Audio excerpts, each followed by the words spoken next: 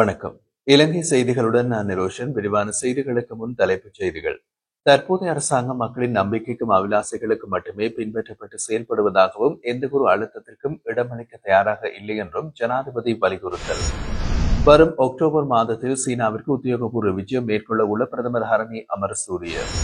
பலாலி விமான நிலையம் அண்மை காலங்களில் தொடர்ச்சியாக லாபமடைந்து வருவதாக போக்குவரத்து நெடுஞ்சாலைகள் அபிவிருத்தி, துறைமுக மற்றும் சிவில் விமான போக்குவரத்து அமைச்சர் விமல் ரத்நாயக்க தெரிவிப்பு. மன்னாரில் காற்றாலை செயற்திட்டத்திற்கு எதிராக மக்கள் தொடர்ந்து போராடி வரும் நிலையில் காற்றாலை உதிரி பாகங்கள் மன்னாருக்குள் கொண்டு செல்லும் முயற்சியின் போது கடும் பதற்றம். இனி விரிவான செய்திகள். ஜனாதிபதி அனுரகுமார திசாநாயக்க தற்போதைய அரசாங்கம் மக்களின் நம்பிக்கைக்கும் அபிலாஷைகளுக்கும் மட்டுமே பின்பற்றப்பட்டு செயல்படுவதாகவும் எந்த ஒரு அழுத்தத்திற்கும் இடமளிக்க தயாரில்லை என்றும் வலியுறுத்தியுள்ளார். ஒரு வருட காலத்தில் பொருளாதார ஸ்திரத்தன்மை, சட்டத்தின் ஆட்சி, செயற்பாட்டு திறன் மிக்க அரசு சேவை, மோசடி, ஊழலை ஒழித்தல், போதைப்பொருள் குற்றங்களை எதிர்த்து போராடுதல் மற்றும் புதிய அரசியல் கலாச்சாரம் உருவாக்குதல் போன்ற துறைகளில் நாட்டில் தீர்மானமான முன்னேற்றம் எட்டப்பட்டுள்ளதாக அவர் குறிப்பிட்டுள்ளார்.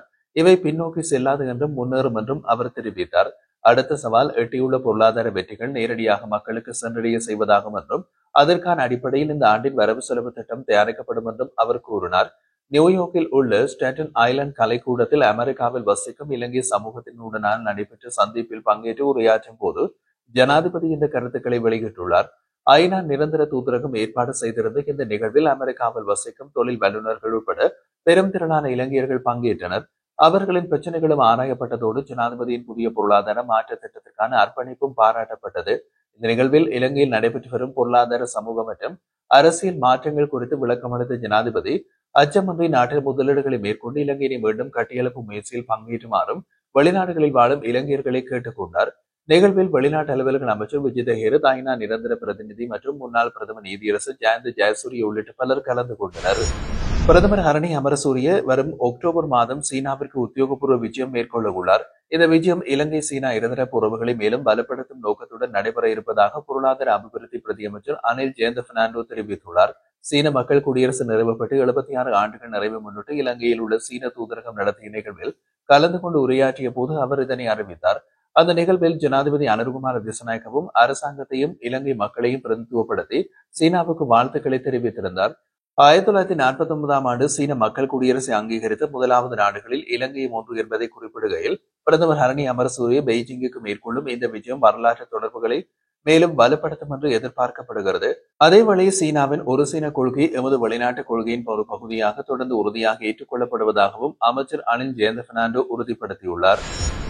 பலாலி விமான நிலையம் அண்மை காலங்களில் தொடர்ச்சியாக லாபமடைந்து வருவதாக போக்குவரத்து நெடுஞ்சாலைகள் அபிவிருத்தி, துறைமுக மற்றும் சிவில் விமான போக்குவரத்து அமைச்சர் விமல் ரத்நாயக்க தெரிவித்துள்ளார்.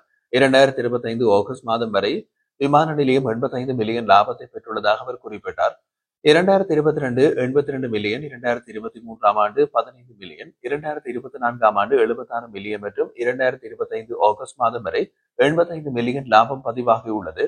இது தொடர்பாக பாராளுமன்றத்தில் நடைபெற்ற அமர்வில் பாராளுமன்ற உறுப்பினர் அர்ஜுனா ராமநாதன் முன்வைத்த கேள்விகளுக்கு பதிலளித்த போது அமைச்சர் இந்த தகவல்களை வெளியிட்டார். பலாலி விமான நிலைய அபிவிருத்தி திட்டங்கள் நிபுணத்துவ திட்டமிடலுக்கு அமைய நடைபெறும். அரசியல்வாதிகளின் தனிப்பட்ட நோக்கங்களுக்கு இவ்வாறு பணிகள் முன்னெடுக்கப்படுவதில்லை என்று அவர் வலியுறுத்தினார். அவர் மேலும் கூறுகையில் 2025ஆம் ஆண்டுக்கான ஒதுக்கப்பட்ட நிதியிலிருந்து 2025 செப்டம்பர் 21ஆம் தேதி வரையில் 150 மில்லியன் செலவிடப்பட்டுள்ளது. காங்கேசன்துறை இறங்குதுறை அபிவிருத்திக்காக 3455 மில்லியன் ஒதுக்கப்பட்டுள்ளது. காங்கேசன்துறை துறைமுக அபிவிருத்திக்கு பணிகள் 2020ஆம் ஆண்டு இந்தியாவின் ஒத்துழைப்புடன் தொடங்கப்பட்டுள்ளது. பலாலி விமான நிலைய விரிவாக்கத்திற்காக 1950ஆம் ஆண்டு சிவில் விமான சேவைகள் திணைக்களத்தின் திட்டமிடல் இலக்கம் 1597 பிரகாரம் 35.9 ஏக்கர் காணி சுவீகரிக்கப்பட்டுள்ளதாகவும் இதற்காக நஷ்டஈடு தொடர்பான தகவல்கள் யாழ்ப்பாணம் மாவட்ட செயலகத்தில் உள்ளதாகவும் அமைச்சர் குறிப்பிட்டார். மேலும் பாதுகாப்பு அமைச்சின் மூலம் கூடுதல் காணிகள் சுவீகரிக்கப்பட்டுள்ளதால் இது குறித்த கேள்விகள் அந்த அமைச்சகத்திடம் முன்வைக்கப்படுவது பொருத்தமானது இருக்கும் என்றார். வடக்கு மற்றும் கிழக்கு மாகாணங்களில் விமான நிலையம் மற்றும் துறைமுக அபிவிருத்திக்காக இதுவரை காணிகள் கைப்பற்றப்படவில்லை என்றும் அமைச்சர் விமல் ரத்நாயக்க தெளிவுபடுத்தினார். யாழ்ப்பாணம் தையட்டி விகாரையை சுற்றியுள்ள பிரச்சினைக்கு உடனடியாக தீர்வு வழங்க முடியாது என்று புத்த சாசனம், மத விவகாரங்கள், கலை மற்றும் கலாச்சாரங்கள் அமைச்சர் ஹெனிதும சுனில் செனவி தெரிவித்தார். அவர் மேலும் விளக்கம் அளித்த போது தற்போதைய நிலைமையில் அமைச்சகம் நேரடியாக நடவடிக்கை எடுக்க இயலாது என்றும் ஏற்கனவே நியமிக்கப்பட்ட குழுக்களின் தலையீட்டின் மூலம் பிரச்சினைக்கு தீர்வு கிடைக்கும் என்று எதிர்பார்க்கப்படுகின்றது என்றும் குறிப்பிட்டார். தற்போது யாழ்ப்பாணம் தையட்டி பிரதேசத்தில் அமைந்துள்ள திஸ்ஸ விகாரை அதிகாரப்பூர்வமாக பதிவு செய்யப்படவில்லை. இதனுடன் அந்த விகாரை அமைந்துள்ள காணி தொடர்பான உரிமை மற்றும் சட்ட ரீதியான விடயங்கள் குறித்தும் விசாரணைகள் நடைபெற்று வருகின்றன. மேலும் இந்த பிரதேசத்தில் நடைபெற்று வரும் போராட்டங்கள் தொடர்பாக அமைச்சகத்துக்கு இதுவரை எந்தவிதமான உத்தியோகபூர்வ அறிவிப்பும் வழங்கப்படவில்லை என்பதையும் அமைச்சர் சுனில் சினவி தெளிவுபடுத்தியுள்ளார். கையீட்டு விகாரியை சார்ந்த பிரச்சனை எனவும் விசாரணை மற்றும் சட்ட ரீதியான ஆய்வில் உள்ளதால் தேர்வு கிடைக்க சிறிது காலம் எடுக்கக்கூடும் என்று அமைச்சரின் நிலைப்பாட்டில் தெரிவிக்கப்படுகின்றது.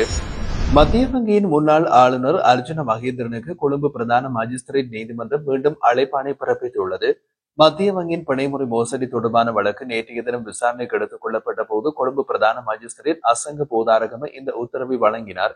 2015 ஆண்டில் இடம்பெற்ற மத்திய வங்கியின் பிணைமுறை விவகாரம் தொடர்பாக லஞ்சம் மற்றும் ஊழல் தடுப்பு ஆணைக்குழுவின் அதிகாரிகள் லஞ்சம் மற்றும் ஊழல் தொடர்பான சட்டத்தின் கீழ் அர்ஜுன மகேந்திரனுக்கு எதிராக ஊழல் குற்றச்சாட்டின் பேரில் வழக்கு தொடர முடியும் என்று நீதிமன்றத்தில் தெரிவித்திருந்தனர். இதனைத் தொடர்ந்து குறித்த வழக்கில் அவர் ஆஜராகுமாறு மீண்டும் அழைப்பாணை விடுக்கப்பட்டுள்ளது. மேலும் இந்த வழக்கின் அடுத்தடுத்த விசாரணைகள் வரும் ஜனவரி 16ஆம் தேதிக்கு ஒத்திவைக்கப்பட்டுள்ளன. கிரிந்த மீன்பிடி துறைமுகத்தில் மணல் அகழ்வும் பணியினை கொரிய நிறுவனம் ஒன்றுக்கு ஒப்படைத்ததில் அரசுக்கு 2.6 மில்லியனுக்கும் மேல் நஷ்டம் ஏற்படுத்தியதாக கூறி முன்னாள் கடல் தொழில் அமைச்சர் ராஜித சேனாரத்ன மற்றும் முன்னாள் மீன்பிடி துறைமுக கட்டுமான தலைவர் உபாலி லியனகி ஆகியோருக்கு எதிராக மேல் நீதிமன்றத்தில் குற்றப்பத்திரிகையை தாக்கல் செய்ய லஞ்ச ஒழிப்பு ஆணைக்குழு தீர்மானித்துள்ளது. இந்த வழக்கு நேற்றைய தினம் கொழும்பு பிரதான நீதிவான் அசங்கேஸ் போதாரகம முன்னிலையில் விசாரணைக்கு எடுத்துக் கொள்ளப்பட்டது. விசாரணை முடிவடைந்த பின் சந்தேக நபர்களுக்கு எதிராக குற்றப்பத்திரிகை தாக்கல் செய்ய நடவடிக்கை எடுக்கப்படும் என்று லஞ்ச ஒழிப்பு ஆணைக்குழு அதிகாரிகள் நீதிமன்றத்தில் தெரிவித்தனர். பிரதிவாதிகளாக பெயரிடப்பட்டுள்ள முன்னாள் அமைச்சர் ராஜித சேனாரத்ன மற்றும் உபாலி லியகனே தற்போது பிணையில் விடுதலையாகியுள்ளனர். இந்த வழக்கு மீண்டும் 2026 ஜனவரி 30ஆம் தேதிக்கு விசாரணைக்கு எடுத்துக் கொள்ளப்பட உள்ளது. மன்னாரில் காற்றாலை மின் செயற்திட்டத்திற்கு எதிராக மக்கள் தொடர்ந்து போராடி வரும் நிலையில் இன்று சனிக்கிழமை காற்றாலை உதிரி பாகங்களை மன்னாருக்குள் கொண்டு செல்லும் முயற்சிகளின் போது கடும் பதற்றம் நிலவியது. மக்களின் விருப்பத்திற்கு மாறாக ஜனாதிபதி கடந்த மாதம் அளித்த பணிப்புரைகளை முறையும் குறித்த உதிரி பாகங்கள் கொண்டு செல்லப்பட்டதாக தெரிவிக்கப்படுகின்றது. இந்த முயற்சியை தடுக்க அமைதியான முறையில் போராட்டம் மேற்கொண்ட பொதுமக்கள் மீது போலீசார் கொடூரமான தாக்குதலை நடத்தியுள்ளனர். தாக்குதலினால் பலர் காயமடைந்து மன்னார் பொது வைத்தியசாலைக்கு கொண்டு செல்லப்பட்டனர். நேற்றைய தினம் வெள்ளிக்கிழமை இரவு 10 மணி அளவில் முதல் கட்டமாக காற்றாலை உதிரி பாகங்கள் ஏற்றி வந்த வாகனங்களை மக்கள் தடுத்து முயன்ற போதிலும் போலீசார் அவர்களை அச்சுறுத்தி வாகனங்களை முன்னோக்கி நகர்த்தி இருந்தனர். பின்னர் இரவு 12 மணியளவில் இரண்டாவது கட்டமாகவும் உதிரி பாகங்கள் கொண்டு செல்லப்பட்டன. அப்போது பொதுமக்களுடன் அருட்தந்தையர்களும் பெண்களும் இணைந்து போராட்டத்தில் ஈடுபட்டனர். ஆனால் அங்கு திரண்டிருந்த அனைவரின் மீதும் போலீசார் தாக்குதல் மேற்கொண்டதோடு விசேட அதிரடிப்படையினரையும் களமிறக்கினர். ஆயுதங்களோடு போராட்டக்காரர்களை அச்சுறுத்தி பெண்கள் சிலரையும் காலால் மிதித்து தடிகளால் அடித்தும் தாக்கியதாக கூறப்படுகிறது. இந்த நிலையில் தாக்குதலால் காயமடைந்தவர்கள் அனைவரும் சிகிச்சைக்காக மன்னார் பொது வைத்தியசாலையில் அனுமதிக்கப்பட்டுள்ளனர்.